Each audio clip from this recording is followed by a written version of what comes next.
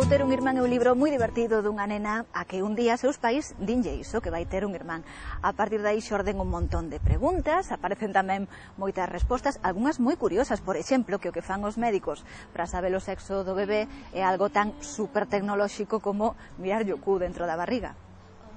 As ilustracións son de Xosé Tomás, fixe un traballo magnífico, son moi bonitas, cheas de cor, con moito humor e aportan moito ao texto. Por exemplo, o momento no que a nena coñeza a seu irmán cando colle no colo, pois el quixo pintar arredor todo branco porque era un momento tan íntimo, tan dos dous, que non había nada máis no mundo.